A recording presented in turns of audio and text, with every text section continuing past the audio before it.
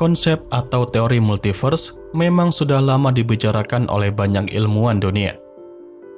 Dari situ, mereka berpikir bahwa dengan luasnya alam semesta yang sampai saat ini belum terpecahkan, mungkin saja di luar sana masih ada alam semesta yang lainnya.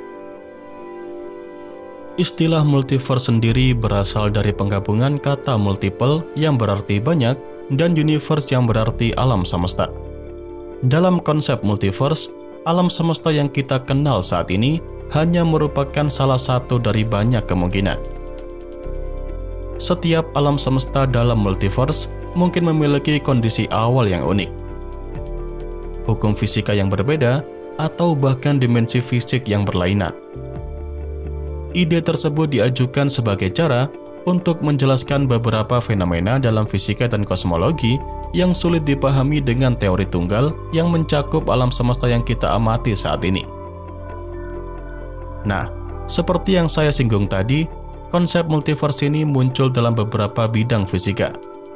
Tetapi, contoh yang paling menonjol berasal dari sesuatu yang disebut sebagai teori inflasi.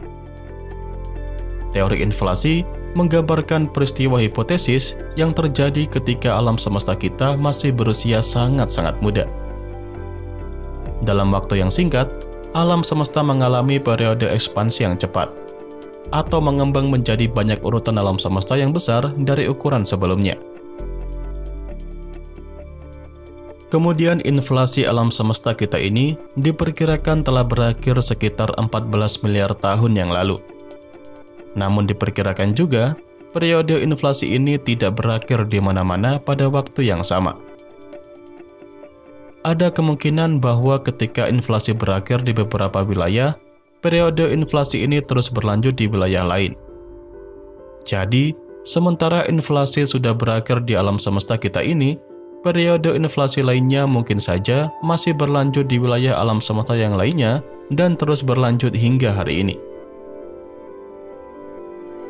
Kemudian dalam skenario yang disebut dengan inflasi abadi ini, setiap alam semesta akan muncul dengan hukum fisikanya sendiri, kumpulan partikelnya sendiri, pengaturan gaya sendiri, dan nilai konstanta fundamentalnya sendiri. Dengan skenario itu tadi, inilah yang mungkin dapat menjelaskan mengapa alam semesta kita memiliki sifat-sifat tersebut. Terutama, sifat-sifat yang sulit dijelaskan dengan fisika dasar seperti materi gelap atau konstanta kosmologis lainnya. Atau dengan kata lain, jika multiverse ini memang ada, maka kita akan memiliki konstanta kosmologis yang acak di alam semesta yang berbeda, dan itu hanya kebetulan bahwa yang kita miliki saat ini mengambil nilai yang dapat diamati dan dipelajari di alam semesta kita saat ini.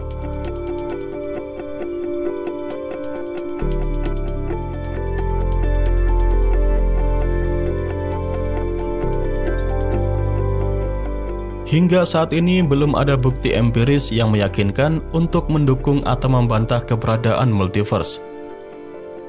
Konsep multiverse masih merupakan spekulasi teoretis dan belum dapat diuji secara langsung. Salah satu alasan mengapa sulit untuk mengumpulkan bukti adalah karena kemungkinan interaksi antara alam semesta dalam multiverse yang berbeda-beda sangat kecil atau bahkan tidak ada sama sekali.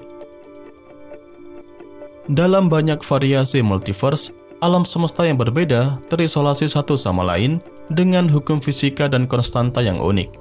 Dan hal ini membuatnya sulit untuk mengamati atau mengukur efek dari alam semesta lain dalam multiverse.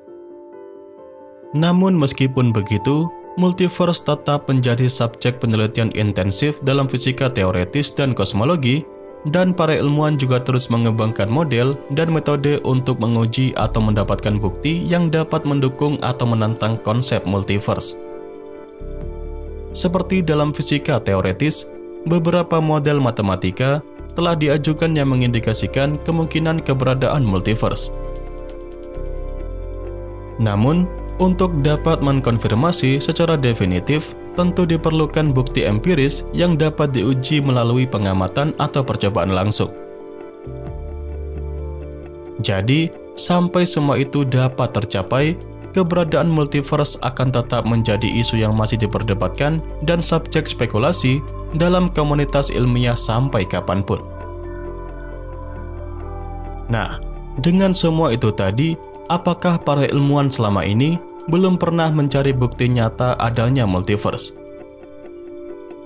Sebenarnya banyak ilmuwan telah mencoba menemukan lebih banyak bukti fisik dan kuat untuk keberadaan multiverse.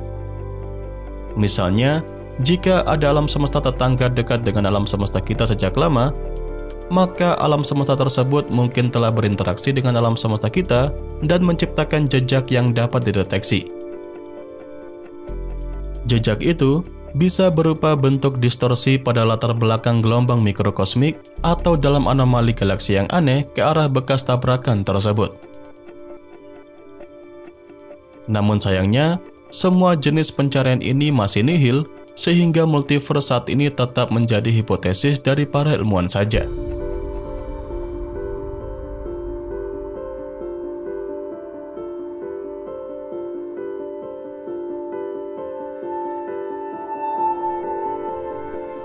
Tantangan untuk bisa mengkonfirmasi keberadaan multiverse tentu masih memerlukan banyak waktu serta penelitian yang intensif. Bisa saja akan menghabiskan ribuan tahun untuk dapat memahaminya. Dengan begitu, sementara membayangkan kalau multiverse memang ada, sebaliknya mari kita bicara tentang fakta saat ini, kalau multiverse itu tidak ada, dan alam semesta yang kita kenal saat ini adalah satu-satunya alam semesta yang ada.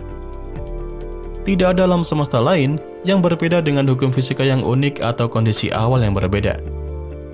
Konsep multiverse seringkali dikaitkan dengan adanya fenomena alam semesta yang tidak dapat dijelaskan dengan pemahaman kita tentang fisika, kosmologi, dan kehidupan yang ada di alam semesta ini.